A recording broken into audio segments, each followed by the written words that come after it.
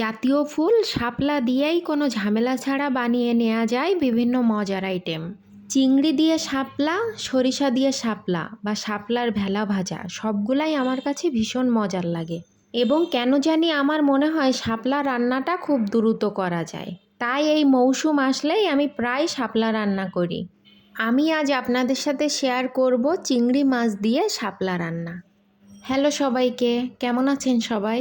যে কোনো রান্না করার আগে সেই জিনিসটা সুন্দর মতো পরিষ্কার পরিচ্ছন্ন করে গুছিয়ে নেওয়াটা অনেক গুরুত্বপূর্ণ। শাপলা রান্না করার জন্য প্রথমে শাপলার ডাঁটার আঁশগুলা খুব সুন্দরভাবে ছাড়িয়ে নিতে হবে। তারপরে শাপলার ডাঁটাগুলা সব একসাথে নিয়ে সুন্দর মতো একই সাইজ করে কেটে নিতে হবে। আমার মা তো আমাকে বলে যে রান্নার সবজিগুলা একই সাইজ করে কেটে নিলে নাকি রান্নাটা দেখতেও অনেক সুন্দর হয়। যাই হোক, আমি ডাঁটার সব আঁশগুলা ছাড়িয়ে নিয়ে ডাঁটাটা খুব সুন্দরভাবে কেটে নিলাম। এরপরে সবগুলো কেটে নেওয়া ডাঁটা একসাথে পরিষ্কার পানিতে খুব সুন্দর মতো করে ধুয়ে নিতে হবে এবং ধুয়ে নেওয়ার পরে জালির ভিতরে রেখে জলটাকে ভালো মতো ঝরিয়ে নিতে হবে, কারণ রান্না করার সময় এমনিতেই শাপলা দিয়ে অনেক পানি বের হয়। টাটকা শাপলাটা রান্না খেতে বেশি মজা লাগে। গ্রামের বাড়িতে গেলে ভাই বোনরা মিলে ঘেরে চলে যেতাম শাপলা তুলতে। ঢাকাতে তো সেটা সম্ভব না, তাই খুব বেশি টাটকা শাপলাটা ঢাকাতে পাওয়া যায় না। তারপরেও কি আর করার, টাটকাটা না পাওয়া গেলেও তো খেতে হবে।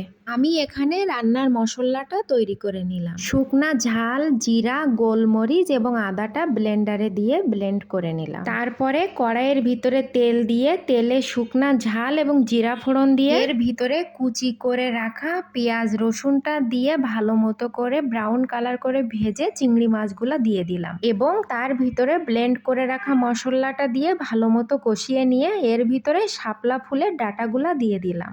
এরপরে কড়ার ভিতরে ডাঁটাগুলাকে সুন্দর মতো মশলাগুলার সাথে মিশিয়ে নিতে হবে, যাতে শাপলার সব ডাঁটাগুলা মশলাটার সাথে সুন্দর মতো মিশে যায়।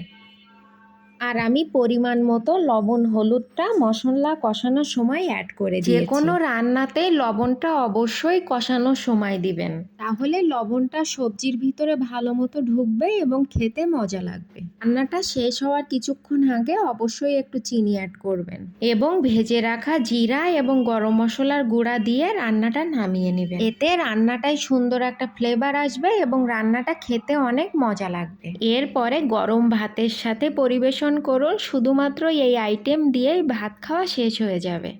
যারা এভাবে খেয়েছেন তারা তো জানে না, যারা এভাবে খাননি অবশ্যই রান্না করে কেমন হয়েছে সেটা আমাকে কমেন্টস করে জানাবেন। শাপলা দিয়ে আরও বিভিন্ন আইটেম বানানো যায়, সেটা আমি পরবর্তী ভিডিওতে দেখিয়ে দিব। যেহেতু আপনারা আমার রান্নার ভিডিওগুলো পছন্দ করেন, তাই আমি রান্নার ভিডিওগুলো দিতে অনেক বেশি ভালোবাসি। যাই হোক, আজকের মতো এই পর্যন্ত। দেখা হবে পরবর্তী কোনো ভিডিওতে। ততক্ষণ ভালো থাকবেন আর প্রমাস স্টোরির পাশে থাকবেন।